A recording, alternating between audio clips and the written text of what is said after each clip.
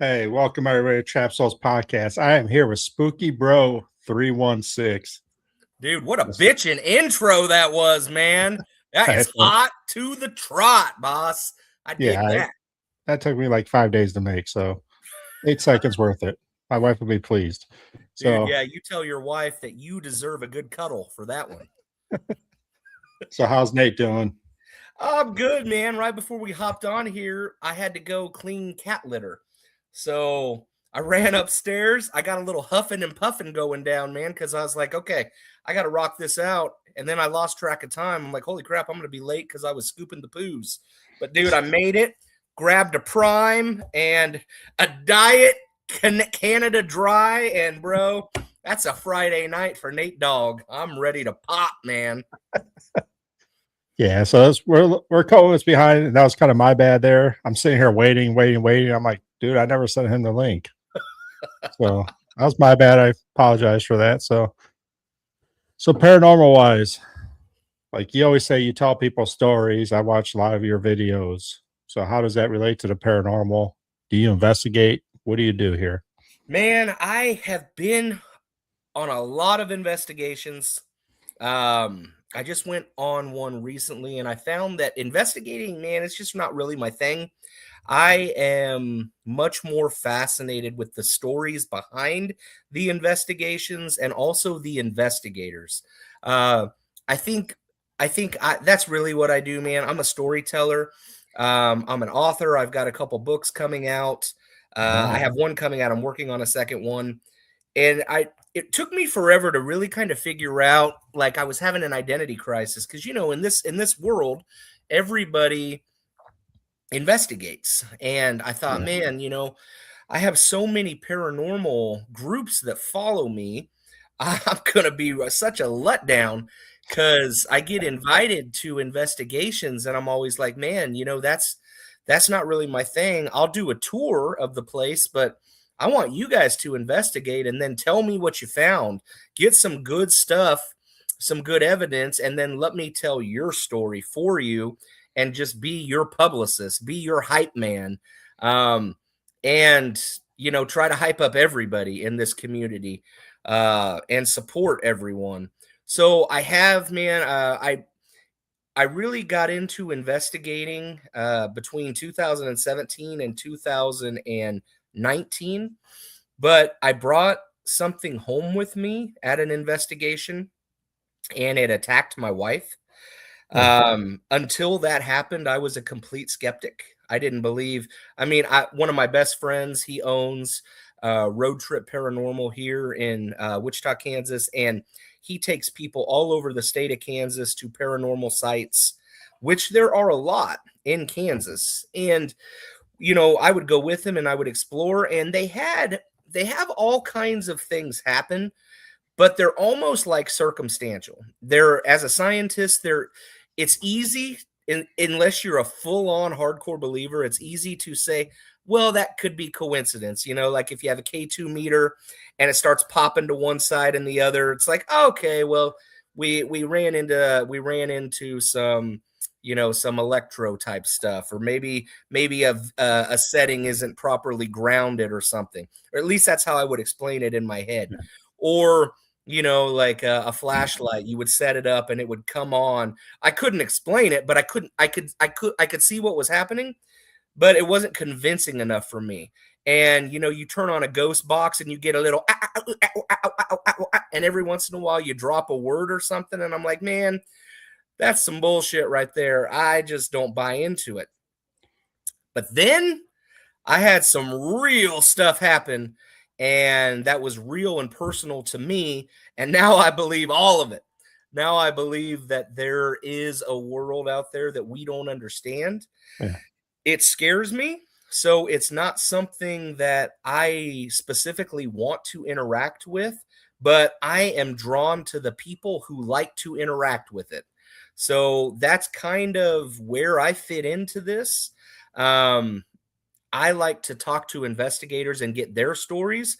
And then I like to go to that place and just kind of tell their story almost like a paranormal journalist, if that makes any Okay. sense. Yeah, it does.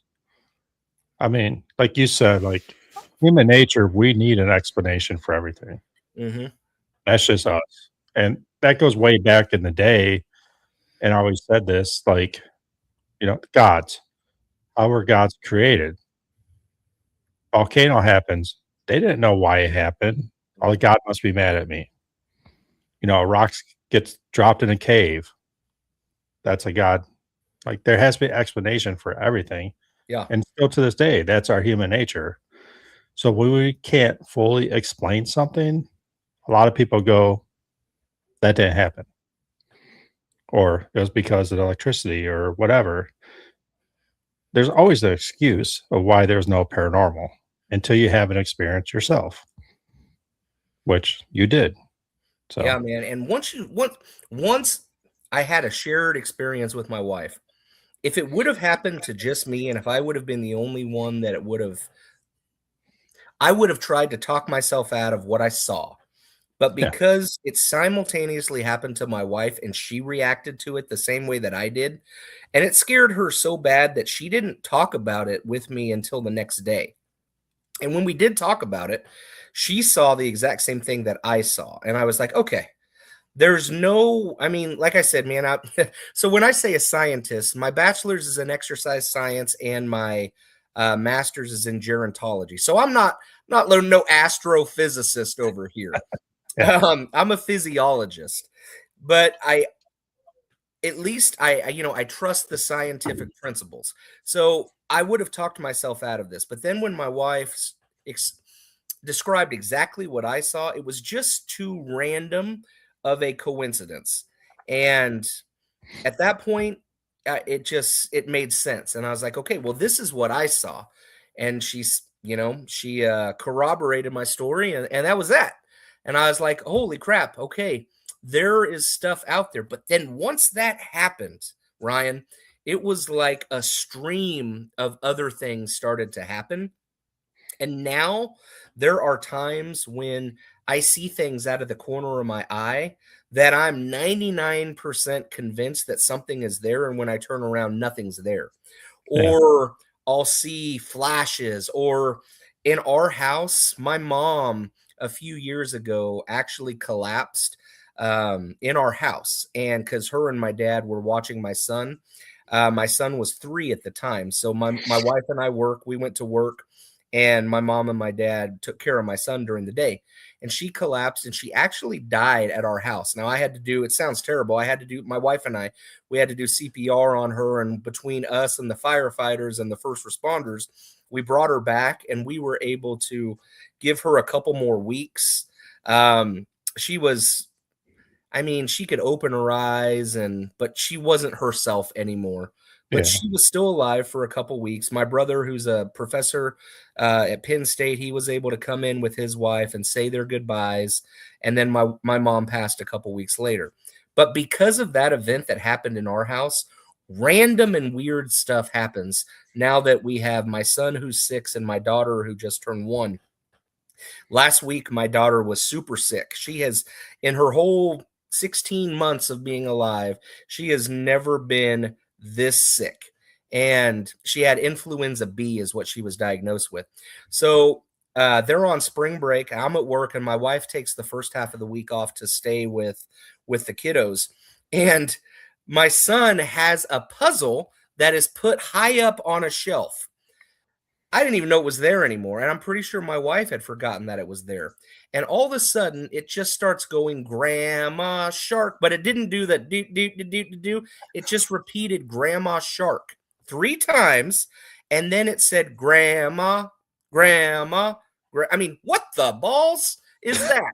So my wife said, "All right, Kathy," that was my mom's name. "All right, Kathy, we know you're here. Penelope's going to be fine." So sometimes if you're not a believer, it's easy to write those things off. But when you are a believer, it kind of gives me comfort knowing that, okay, there are things looking out for us here. There's more to this life than just what we interact with and experience here. Um, so yeah, man, I'm a believer. So since my friend Jason, who owns Road Trip Paranormal, he says that if you're cut off from it, you'll never accept that things are happening. But once Yeah. he says, let it in, once you open yourself up to it and allow it to interact with you, you'll start to notice. And he always says, if you're not a believer in ghosts, set up a camera in your room while you sleep. And if you have the courage, watch. It may take you a week, watch an hour at a time, but set up something in your room and it won't be long before you're a believer. Things will move, things will happen, and it will scare the bejesus out of you because you never know, you're sleeping. Yeah. And I've never had the courage to do that, but I'm a believer now. So yeah, man, it's wild how things happen, because I think that was the reason I wanted to get into the paranormal. Is I was so afraid of death. And I had a kind of like I had a panic attack when I was in graduate school. I thought I was having a heart attack. So I kind of had a moment of, they call it like a come to Jesus moment with my mortality, that one of these days I won't be here anymore. And it really kind of threw me into a depression.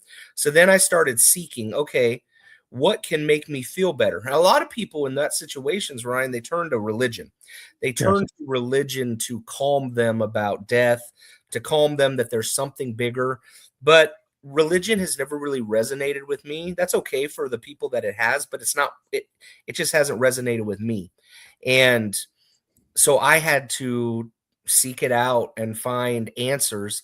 And I think that's why I'm always so fascinated with other people's experiences, because I've had my own, but now I'm curious with other people's experiences and where they have experienced things. Like for you, Ryan, what got you into this, man? So it's funny. Every time I go on a podcast, I start talking, but then I'm like, I do the interview because I'm so passionate about the other people.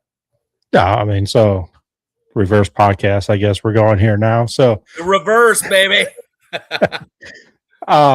So when I was a kid, I think I was in 7th grade, I walked down the steps, and I told the story before. We had one bedroom. We're renovating the house. When you walked out of my bedroom, there's an open room to the left before you went down the steps. I walked out, saw a lady, old lady sitting there floating, just, it was a ghost. Walked out. I said, "Hey, what's up?" And I walked down the steps. Got to the kitchen. My mom was down there, and I like shook my head and I kind of looked up, and she's like, "Did you see her?" I'm like, because first I thought maybe I was just tired, I just woke up. But my mom was like, "Oh, did you see her?" I'm like, "Yeah." So that kind of got me fascinated into it. Then life goes on, and whatever. And same with your experience. You go kind of, I don't want to call it midlife crisis because I was younger, but I mean, you go through that anxiety of Yeah. like, you get scared to die.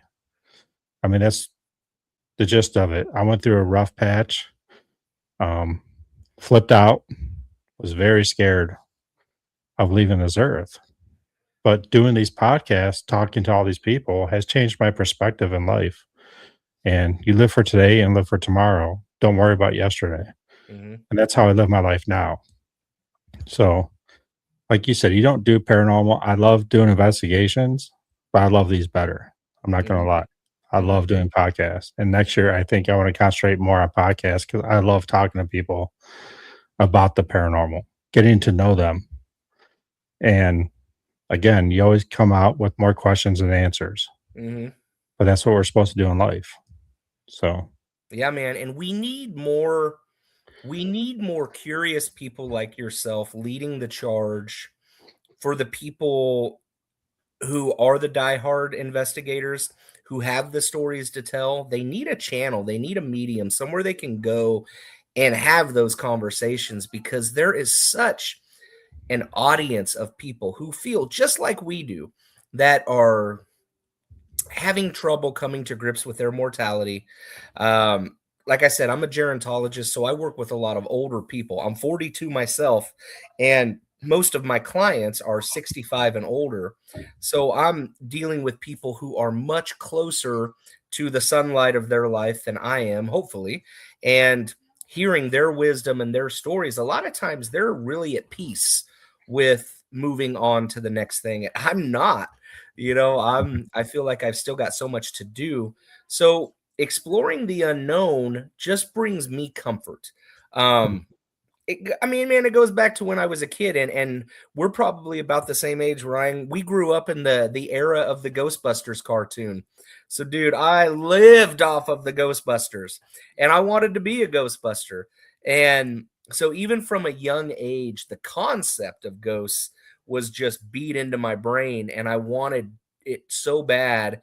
And then there was a time in my teenage years and in my 20s, I shut off from that, but then came back to it later on in life. And yeah, man, the this whatever Spooky Bro is has opened some really cool doors for me, in the Yes. sense that I kind of get to go explore some cool places. Like I get to go to Gettysburg. I was invited to go to Gettysburg, and I go in July, and I'm going to get to stay on the farm, Rose Farms, and where one of the biggest battles of the Civil War happened. And they're going to do an investigation. But like I said, I'm just excited to be there.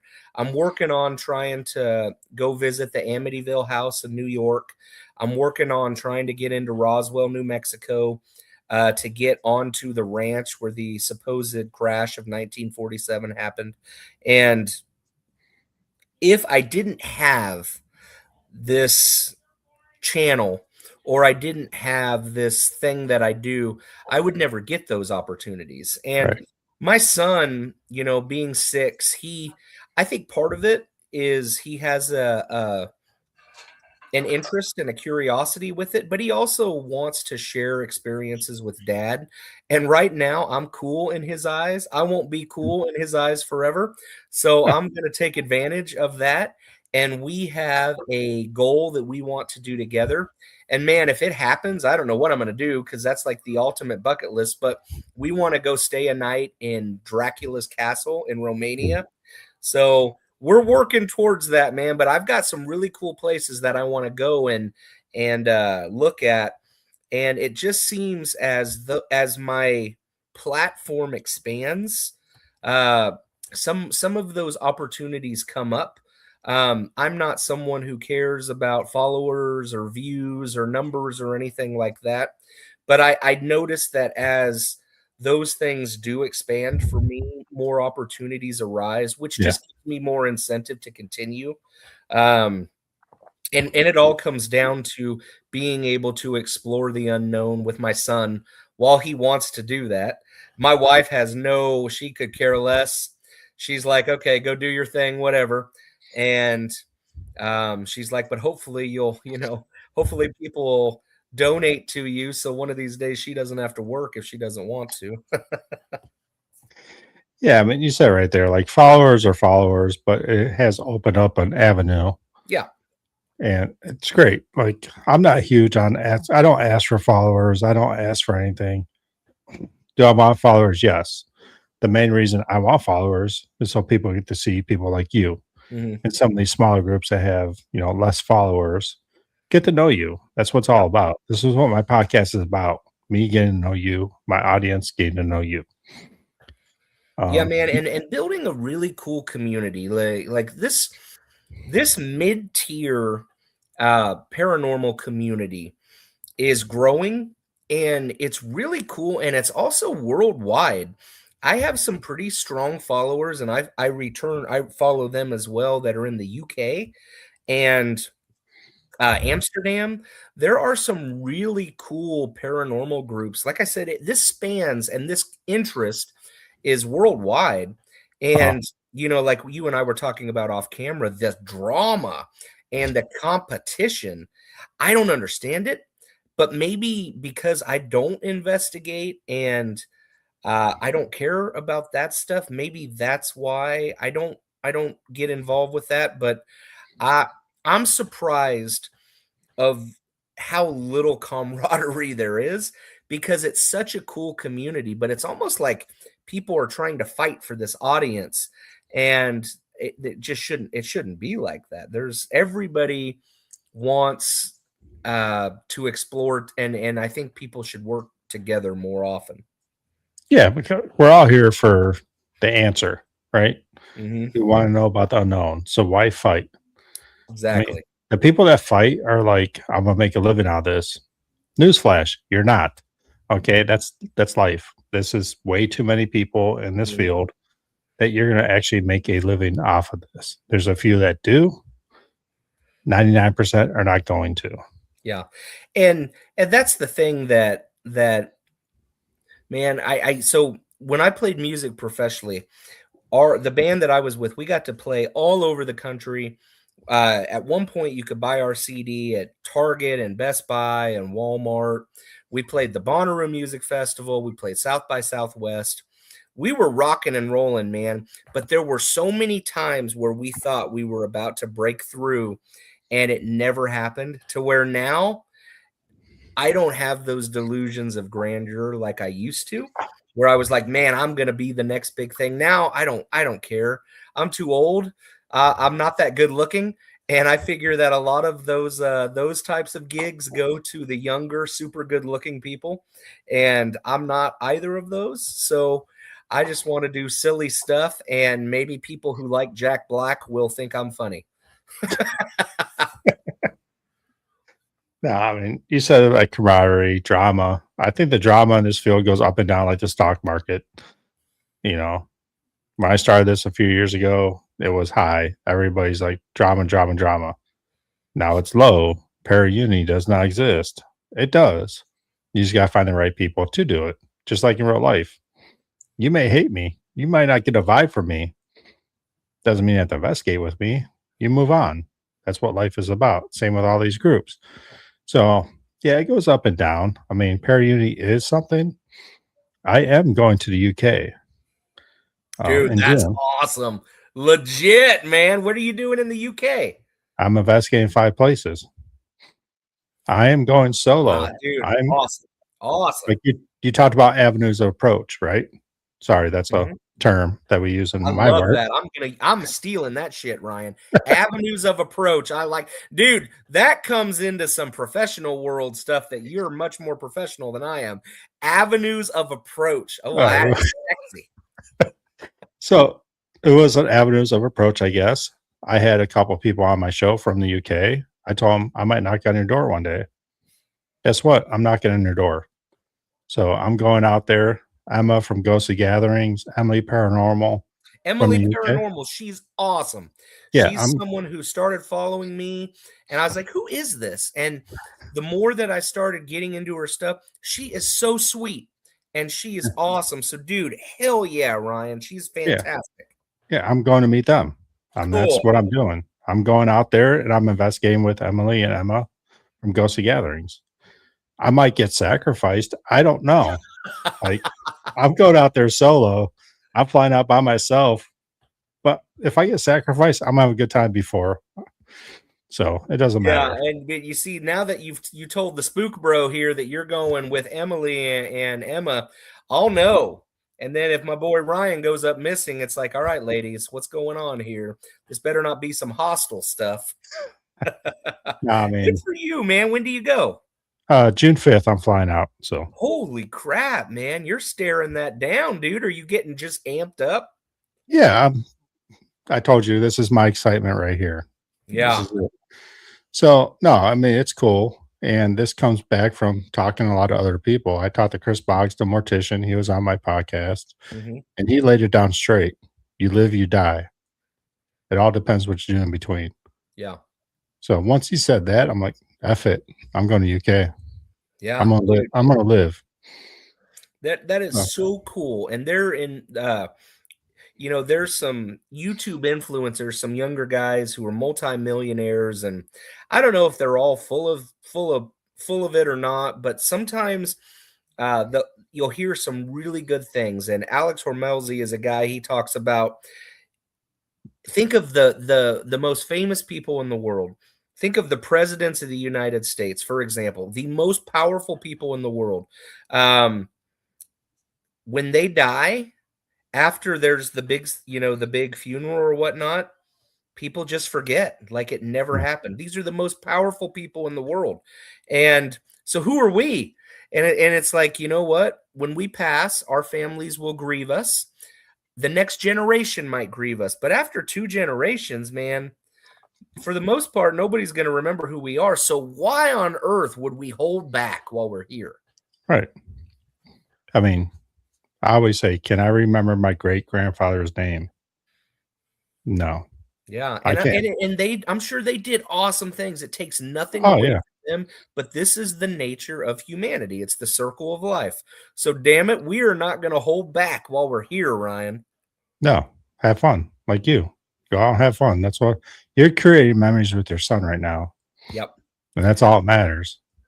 At the end of the day, brother, like, so I'll tag people in my posts. When I post, I'll tag different groups. I usually try to tag 10 people, give them a little bit of a shout out. For a while, I would tag certain people, and then other people would send me messages like, hey, why are you, like, what, are you friends with this person? Why are you, and then I would tag the other people, and then they would be like, why are you tagging this person? And I'm like, oh my God, man, you guys are driving me nuts here. I don't understand this. So, dude, F it. Who cares, man? Like, ride the lightning, bro. I'm so pumped that you are going to the UK. Wow. Bitching, man. Yeah, it's gonna be fun. I mean, it's gonna be great. I was texting Stephanie from Haunted Havens the other day. I'm like, Mhm. she collects haunted dolls. I'm not into haunted dolls. I believe 99.9% aren't haunted. I'm like, do you want me to bring your haunted doll back? Like, and she's like, dude, that would be awesome. I'm like, just let you know, my plane crashes on the way back. I am going to haunt you for life. Like, Yeah. that's it. Like, it's gonna be game on from there on out. So So, Ryan, you don't believe in the haunted dolls, and I only bring that up because it seems as though in our community, the haunted doll thing is very popular. A lot of people are doing the haunted doll thing. Um, I I I think the idea of it scares me to death because dolls are creepy as shit. But I I I get asked if I believe in it or not, and I don't know. I know that my friend Jocelyn has invited me to see her purple room. I don't know if I'll probably one of these days I'll go try it out. But I don't know. Do you believe that entities can attach, and how do you know they're haunted? Like what's your opinion of all that? so go back 15 years ago. How many haunted dolls were there? I Nothing until The Conjuring came out with Annabelle, and I think that triggered something. Yes. So do I believe stuff can attach to certain things? Yes. Do I believe if you look at a doll and you think it's haunted, it's haunted? No, I don't. So I believe majority of dolls out there are just not haunted. They're just creepy looking. Just because they're creepy looking, or you go to an antique store, doesn't make them haunted. That's my belief. Mm. I'm always I'm always nervous to examine those haunted dolls, man. If they, because who am I to, Yeah. to tell some of these believers that I like, really, are they really haunted? How do you know? But I'm telling you, man, they're the people who believe it, firmly believe, and they'll go as in depth and figure out the backstory and the story of who they believe is attached to it. And it's just so interesting to me. And there are people out there who think it's a gimmick. I'm in between, man. I don't really know how I feel about it, but hell, more power to the people who are doing it. Well, again, spirits want to be heard, right? Mhm. So if you're talking to a doll and a spirit knows that, why wouldn't they attach themselves to the doll? Because they want to be heard. It is a vessel, I guess. So, I mean, could they be haunted? Yes. Am I going to test that theory? Hell no. Like, the last thing I needed is a haunted doll in my house. I think I have one in my house. Uh, Really? yeah. That thing, that little effer has been locked in the attic for like 13 years. Oh man, in chains. I love it. In change. I keep meaning to break it out.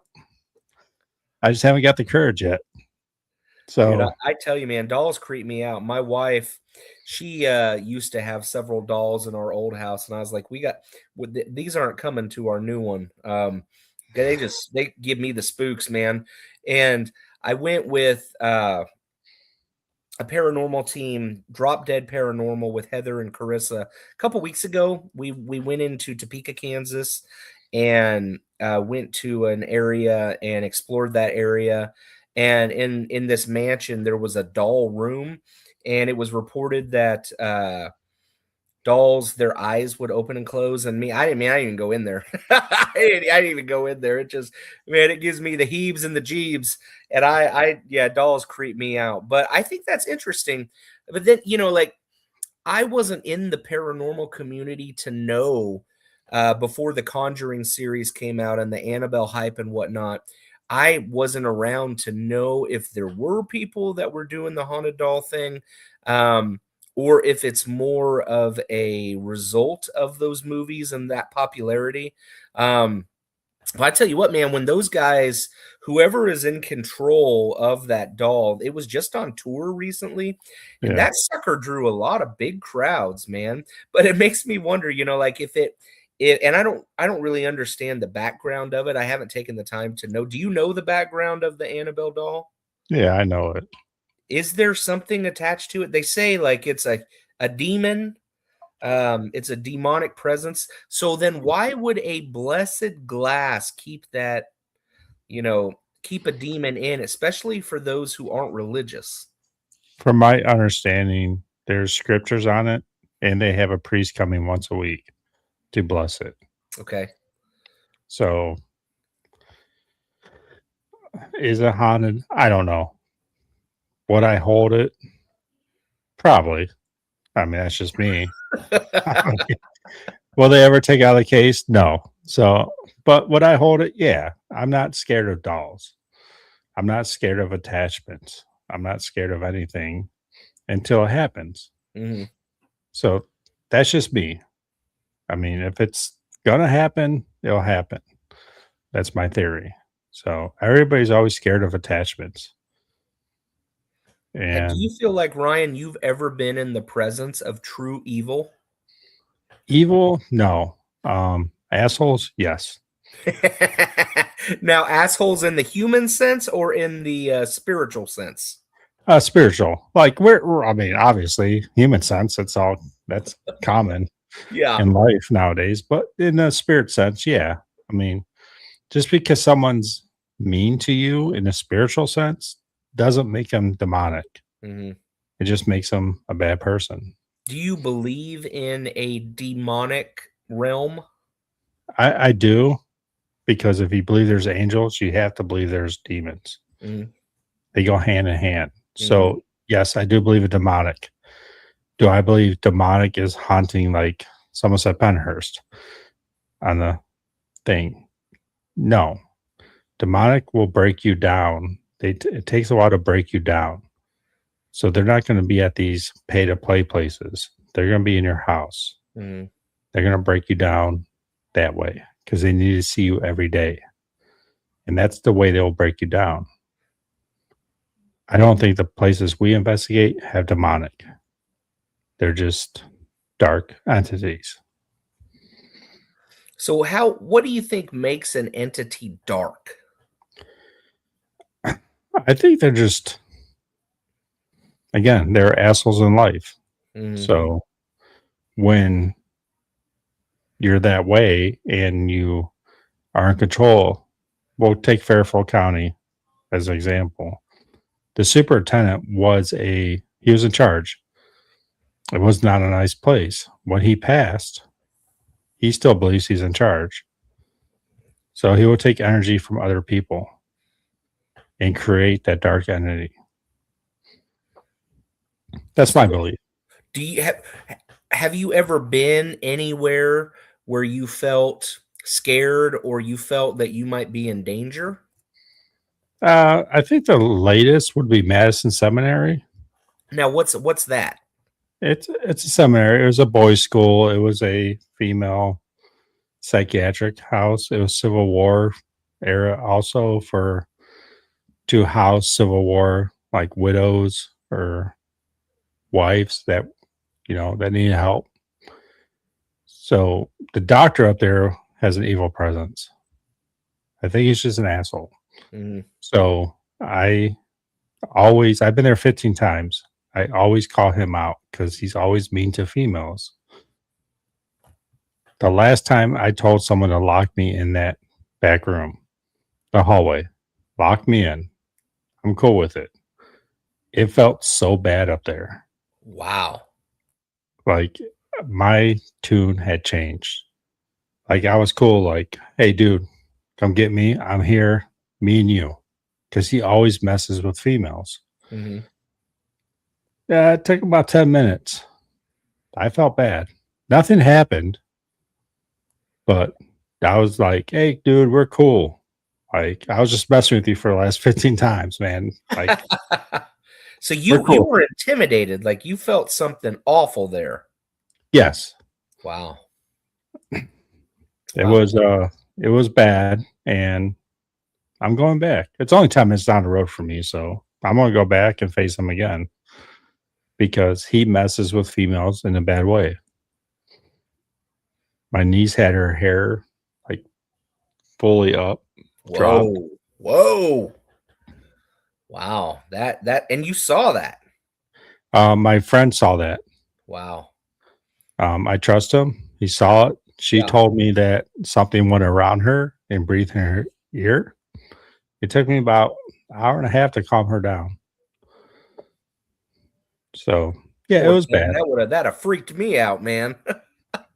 Well, she never had experience before. Yeah. She Yeah. asked for it all night. And it was toward the end of the night, and she got it. I'm like, you asked for it. You got it. Is that place a pretty notorious spooky haunt place? Um, I love it. I love Madison Seminary because there's different entities there. There's the nice ones, there's the mean ones. So you can go anywhere in that place. I think it's like 60,000 square feet. So you can go anywhere and get different vibes. And usually the attic doesn't mess with guys, but I decided that night that it's time to stand up to me.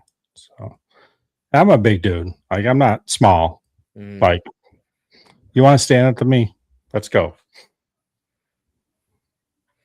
And So, he gave you the spooks, man. oh, it gave me the spooks, dude. You should see me, dude. I should post it sometime because it was all on video camera. I'm like, yeah, step up to me. About 10 minutes later, hey, dude, we're cool. Like, yeah, like We're high cool, five, man. dude. Dude, that's awesome. So is that the darkest place you've been? um, no, I think Bel Air House in Ohio. Okay. Dude, I've heard Um, about the Bel Air house. What is the story behind that place? so the guy who owned it owned the coal mines there. Below that house was actually an explosion that killed, I think, 21 people. Mm. Native American burial grounds behind his house, a lot of clan members around that village, city. So there's a lot going on in that city itself. His sister passed away. He did a lot of seances there, trying to bring his sister back. So that's the down low on the house. Whatever's in the basement is supposedly evil. And I'm a big believer that evil stays in the basement until you don't recognize it. Then it will venture out from the basement. So it was I had some experiences there. My teammates had some experience there. My daughter had experience there. So I went back twice. I think it's changed. I think whoever I don't want to give too much because actually have a podcast coming up with Ghost Sister Mandy. Oh, cool. Yeah. Yeah. I went with her last month to the Bel Air house to figure out what's going on there. So Mhm. Do you feel like you guys obviously you don't, no big reveals tonight, bro. You got the big pod coming, but do you feel like you have some did you get some definitive answers? I don't think I believe we got answers. Cool. I have not asked them what they feel, but we'll find out. I think it's April 9th on our podcast at what they felt. And Yeah. Mandy did say the vibe has changed there, so we'll see what she says. Now, when they say the vibe has changed, do you think it's possible that things have left? Do you think somebody may have cleansed the place? Like, or do things just move on? In my view of this place, I think something I kicked out. I think it moved on.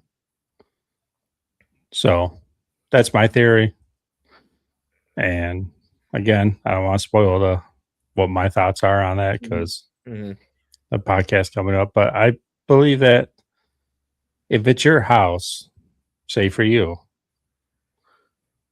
if something bad's there and people investigate it, say something bad's there, it's your choice to kick it out, right? Mm-hmm. So the vibe can't change. Yeah. So So you feel that we in the human realm have dominion over the spirit realm? I think if you're strong enough, Okay. Cool. Cool. So then do you believe in a heaven, like a final resting place for spirits, or do we go back into the fabric of the universe? Is there a reincarnation?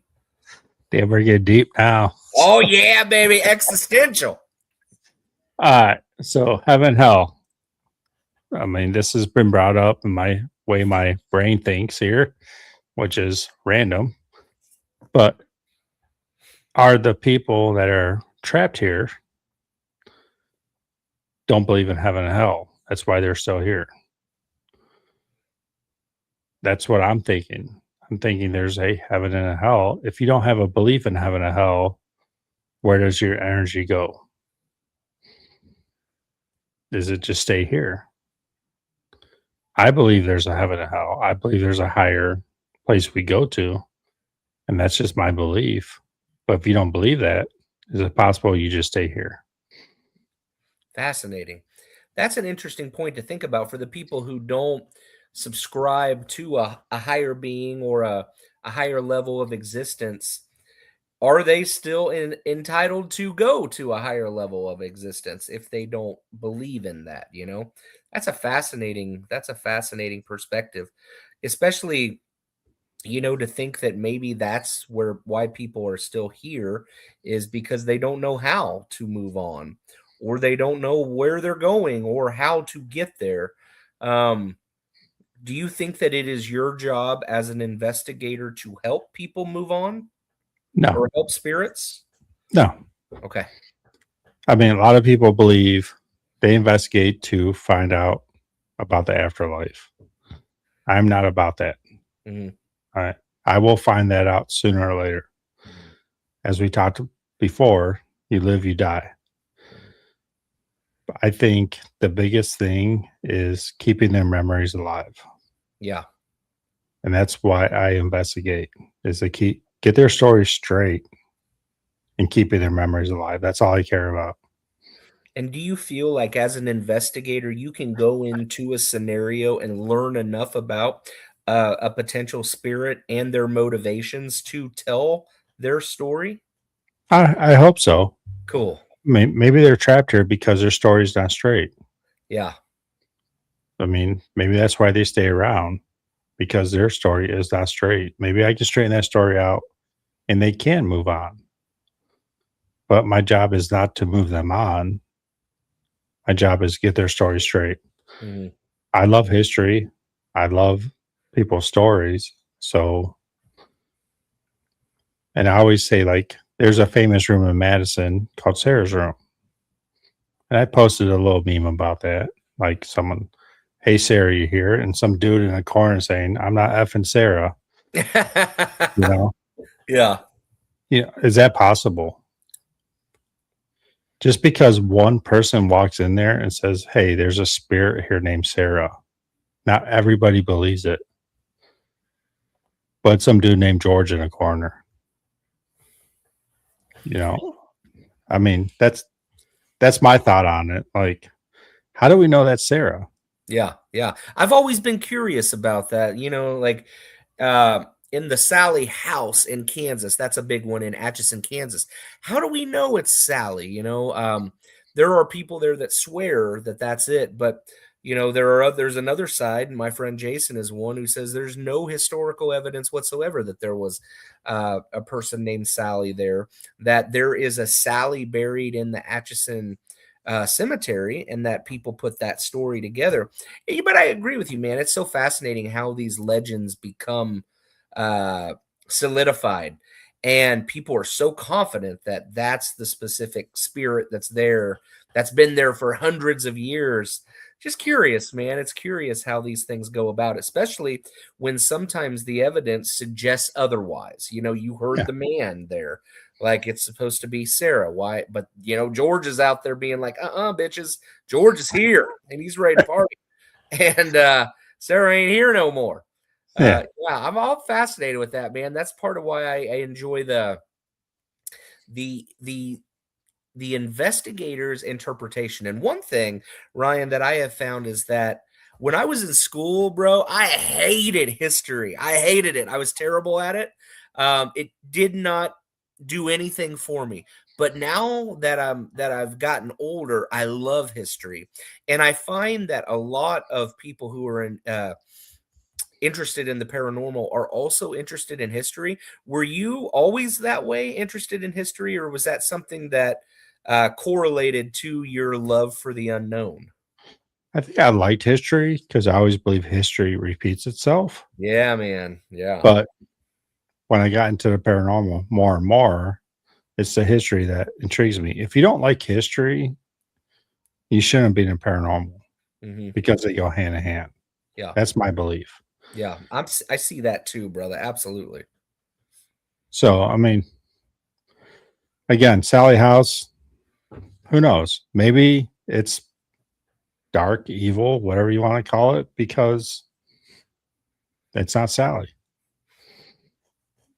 I My mean, who knows? very first paranormal experience, I wrote it off, but it was at the Sally house, and it was it was just voice boxes saying my name.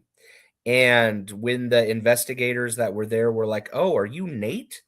Because I'm bright white at this time when I just walk in the basement and this guy's in the corner asking it questions, and it says my name, and I'm like, wait a second, that's not right. And then he says, "Are you Nate?" And I'm like, "Yeah, I'm Nate."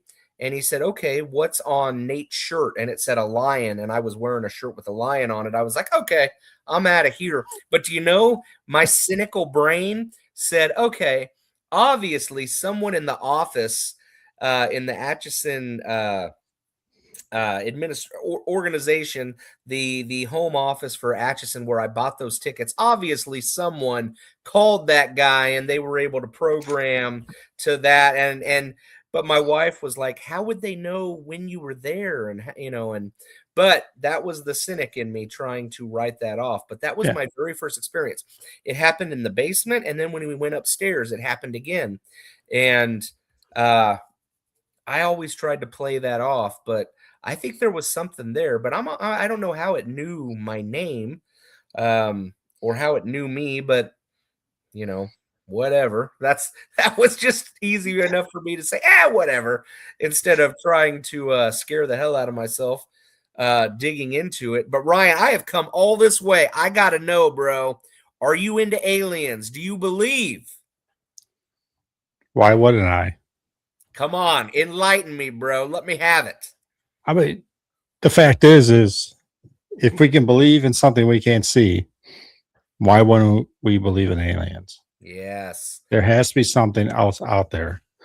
We are not the only planet. There has to be other life forms out there. I'm with you, So, dude. I'm still shocked at how many people choose to remain ignorant to the possibility and to the evidence that is continuing to be leaked out, that there are things happening in our world, in the skies, that we cannot explain, that are far superior to any type of technology that anybody has on earth, but yet people will still dismiss us, me when I say us, I mean believers in Yeah. UFOs and alien life, dismiss us as crazy. And I'm just like, are you nuts with all the evidence out there? I even posted something. Former President Obama was on a podcast recently, and the guy asked him, "Are aliens real?" And he said, Yeah. "Well, they're real." But then he goes on to say, "Well, they're not here and whatnot." And I said, "Well, that was a Freudian slip." And I had people arguing with me. Why is that a Freudian slip? Well, because the next day he put out a statement saying, "Well, I'm just weighing the odds and the averages, that there's probably something out there."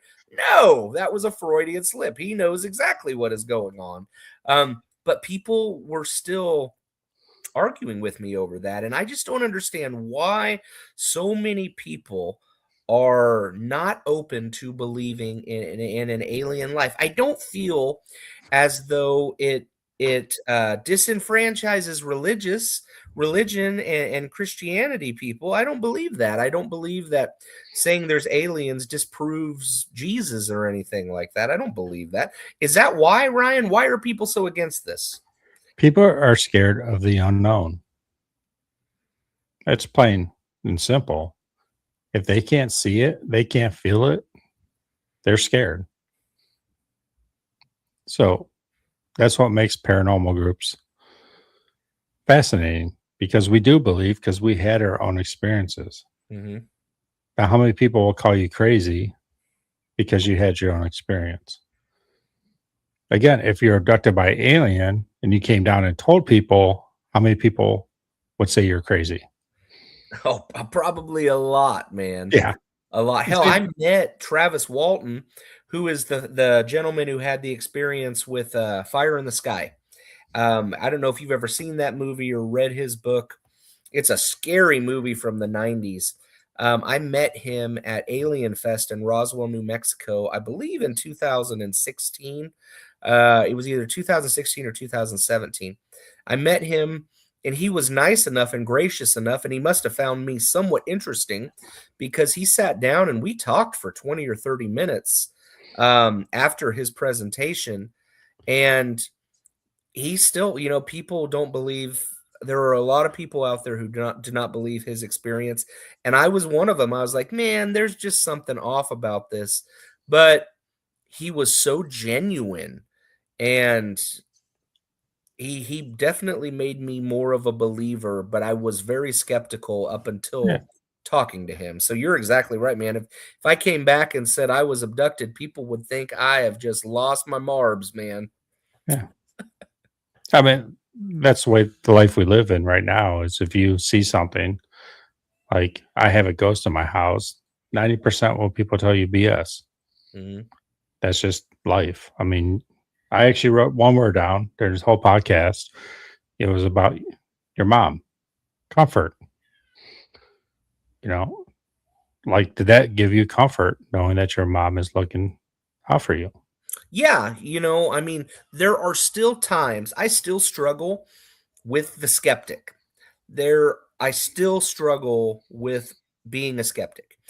And my mom, if she is here, which everybody else in my house believes that she is, I'm on the fence about it. I think that she is, but she never really interacts with me. She definitely interacts with my kids, but that was who my mom was. My mom was put on this planet to be a mom, and my dad was the worker.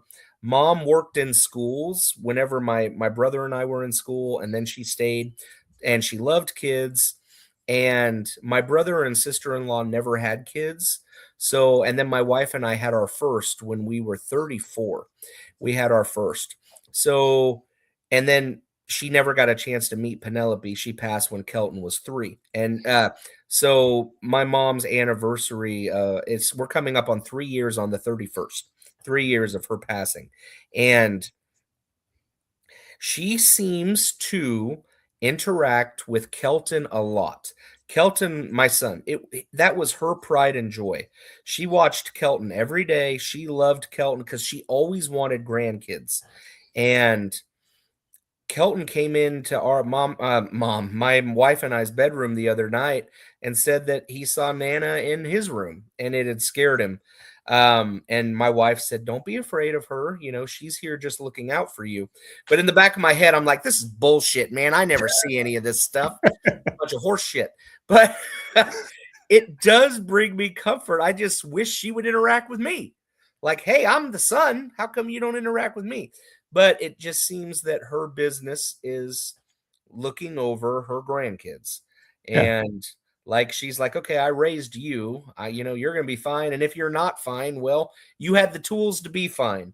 But my grandkids, I'm gonna protect them.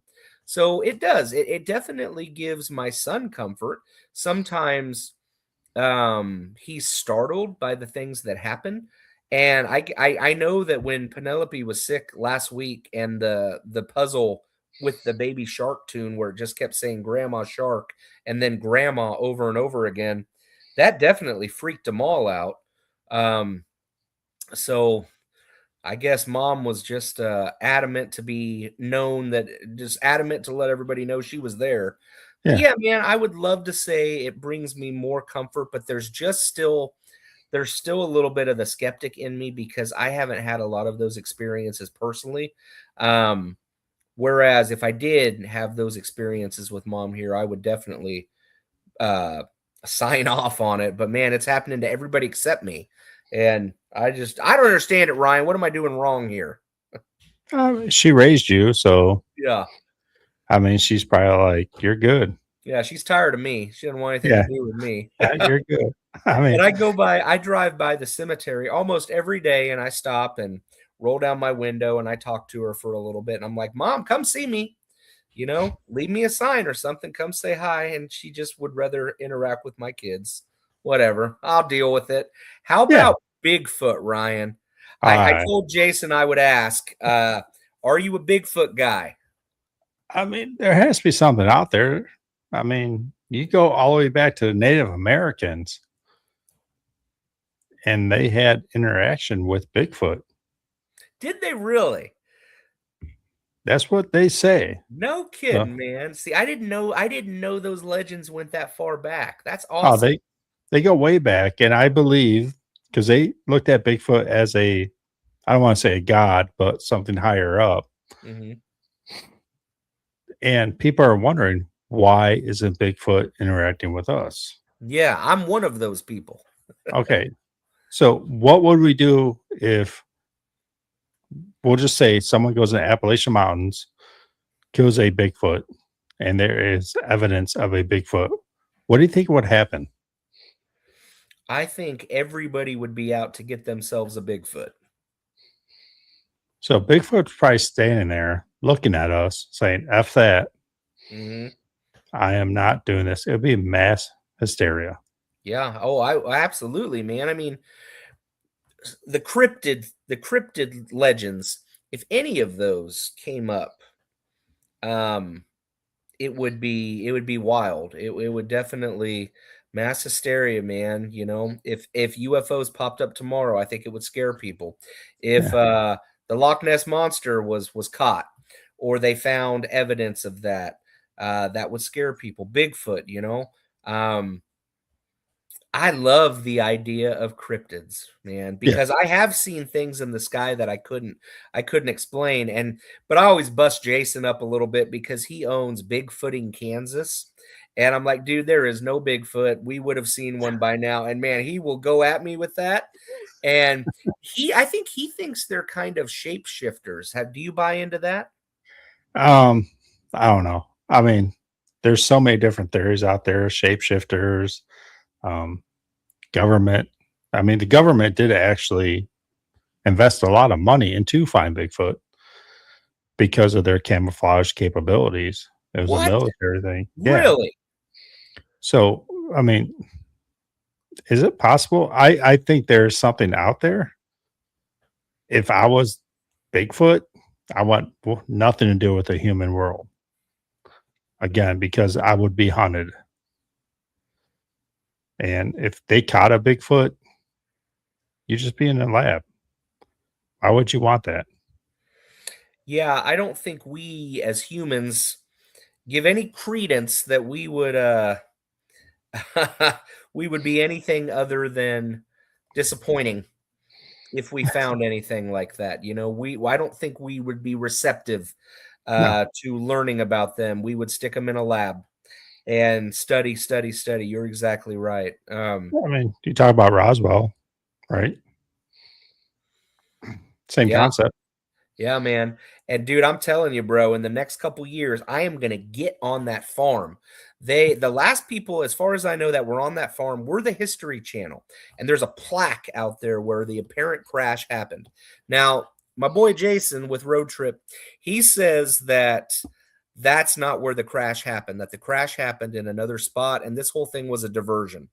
And I haven't and I've never heard anything like that before. I believe it happened on that ranch. Um, and I want to get out there, man. Not like I'm gonna find anything, but once again, that's just what I do. I try to get out there, get a vibe of the place, and then tell the story, you Yeah. know? And that's really all I do. The cool thing is that there's a place in Kansas called the Delphos Ring. And if you look up pictures of it, you can see where this apparent spaceship was. There's a big circle out in this farmland. And over the year, nothing would grow there. And then the people apparently covered it up. And the History Channel was out there also. And then it's in a small town in northern Kansas. They shut it down. Nobody's been out there. They don't let anybody on the farm. Well, we were contacted, and I'm going to get to go look at it. Right. And I'm going to try to take some pictures and see what I can see. I'm going to try to get some radiation detectors to see if there's any radiation in that area or whatnot. So I'm telling you, man, like sometimes these there are days when I see people, and I don't know if you do this, Ryan. There are some people who post 6, 7, 8 times a day. Man, they're posting their AI supernatural things. They're posting what they had for lunch. They're posting what they're thinking while they're on the toilet. And I'm like, crap, man, I gotta post more. But no, I don't. I'll post, Yeah. I'll post when I have an idea or something. But I always wonder if I need to be doing more because every time I post, every it's just another opportunity that might lead me to where I want to go with my son, you know? That's Yeah. honestly the reason I continue to do it is because it makes me so happy, but it also makes him happy and he thinks of these as adventures, you know? Yeah. And he's like, "Man, Dad, where are we going next?" And I'm like, "Dude, you're not going to any of these places. But when you get a little older, buddy, you get to come to all these places." So, I man, I mean, hope over time it happens. I mean, when your kid smiles, you smile. Dude, absolutely. He is my pride and joy and I want to include him in more of the stuff, but then at the same time, the internet's a weird place for kids and Yeah. I don't want to subject him too much to these things. But he's always in the background knowing that if dad gets to do anything cool, he at least gets to know that I'm doing it for him or because most of these places don't allow kids to Right. go into these facilities or whatnot. But I always ask, like I know I'm going to the Missouri State. Are you friends with McKenna with MT Yeah. Paranormal? Because I Yeah. thought wasn't she gonna be on here? She was, but I said we're gonna be a short podcast, so we're gonna do another one. So Ah, she heard the short podcast and she ducked out. Oh man, I'm gonna oh have no, to I give some told her crap like about let's just that. do another one. So no, McKenna's awesome. I mean, you talk Yeah, about she's dolls so and all cool. that stuff, but I Is mean, she into the haunted dolls? oh dude, she Dude, Mac, what are you doing with the dolls? she was one of my first podcasts on when I started doing lives. Yeah. And I reach out to her and I'm like, I have no idea what the hell I'm getting myself into. Like, this girl's gonna be crazy. She's gonna be like out there. No, she's cool as hell though. So Dude, yeah, um she's a blast, and we're yeah, we going message each other all the time. she is such a cool girl.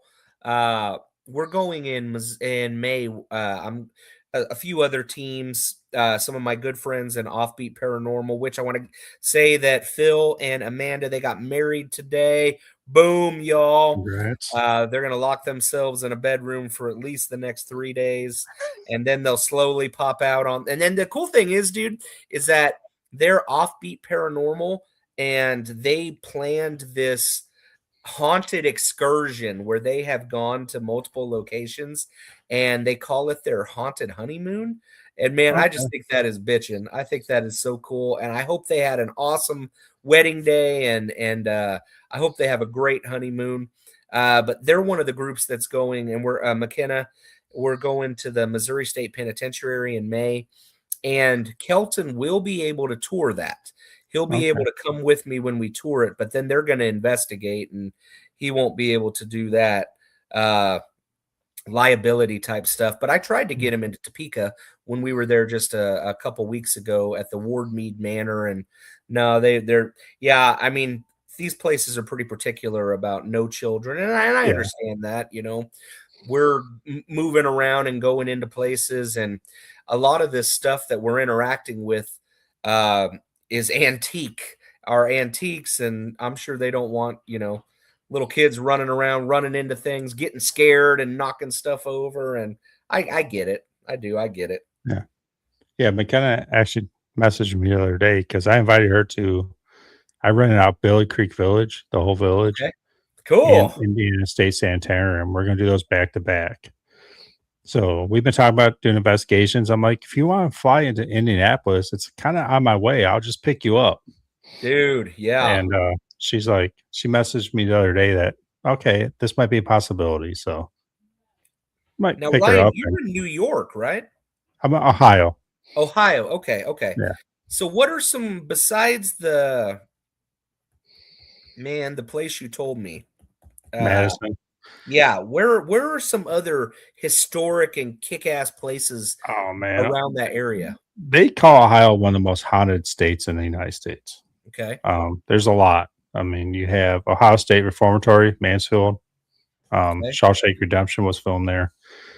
I just did that a couple weeks ago. You were there at the Shawshank? Yeah, I Nice. was at yeah, Bel Air House, Ross House, Prospect Place, Bill Manor, Fairfield. There's a lot around. I mean, they're popping up everywhere now, Mhm, so it's kind of hard to say what's haunted, what's not haunted. mhm. Is it just a business, or is it actually haunted? So we go there, try to figure it out. So, but yeah, no, Shawshank was cool. I didn't get any feelings there, so it is what it is. Man, We actually handcuffed someone into solitary. oh, wow. 27 Spirits he's on now. He got candlelight in the attic solo for 45 minutes. So Dude, 27. What are you doing, bro? he was hoping for that. So we had 7 people in a vote, and the number one vote got the attic. The second vote got the chair room where I guess old Sparky was, I'm guessing. I don't know. And they were, what were they, blindfolded? Yeah, they were blindfolded with noise enhancing headphones on. Mhm. And the third was the whole handcuffed. So That's when you don't wanna be the popular one in the group. You don't wanna be the one who gets voted to go. And dude, man, you freaking paranormal investigators, you all are so fearless and crazy. Like, for your newbies, you're like, "Hey, newbie, you've never investigated before. We're gonna put you in this dark ass thing, and we're gonna just let you sit in there by yourself, and you're not allowed to come out for like 30 minutes." Man, the first time I ever did anything, that happened, and dude, it just legit. Hey, is that Kelton? Are you here? Come here, Kelton. Come say hi. Come say hi to everybody. My son's the real star, but dude, they did that to me. And what's uh, up, Kelton? Kelton, say hi. Can you say hi? So yeah, Hi. dude, this guy right here, man, he is the here. Look up so everybody can see. He is the reason that I continue the Spooky Bro mission. Uh, Tell everybody how much you like Ghostbusters and stuff. Do you like Ghostbusters? But yeah, dude. So he every time that I'm like, you know what, man, this I'm not gonna continue to do this anymore. Uh he always asks, like, hey dad, where are we going next? Are we gonna go explore and go do some haunted stuff? And I gotta say, man, he's a lot of fun with that. And and Ryan, I know you said you have kids. I'm sure you feel the same way. And dude, how cool is it that your daughter is interested in this? Yeah. It's all about making memories. Yeah, dude. That's And about. that's the fire of it, man. It's that. Bro, I've got to jump off here. Yep. I'm gonna eat a little dinner and then go uh we're watching this. I told my son we were gonna watch the have you heard of the new Anaconda? It's got Jack Black and Paul Yeah. Rudd in it. Yeah, I heard about it. I haven't watched it yet though. My wife and I watched it and we're like, all right, at least Kelton could watch part of it. So yeah, hopefully no one in your audience is like, I can't believe you would let your son watch that. But he is a master of close. What, do you want to talk to him? Wait, I want to tell you something. Okay, well, come here and tell him. Come here and tell us. No, I want to tell you. Oh, he said he wants to tell me something. In that terracotta, there's a snake in it. Oh yeah, there's a big snake, right, Ryan? Yeah. Dude, hey, thank you for having me on. And to everyone in your audience, man, thank you for making me feel so welcome. And bro, I would love to come back on one of these days. Yeah, definitely. Everybody watch Spooky Bro 316. I'm sure you're already following him because he has 11,000 followers. But keep following him, keep liking everything, keep sharing everything. And Nate, I will talk to you later. Ryan, And bro, thank you for having me on, man. Yeah, little man, you need some Trap Soul pajamas. Oh, say hi. Tell him you want some Trap Soul pajamas. Say, yeah, I want it.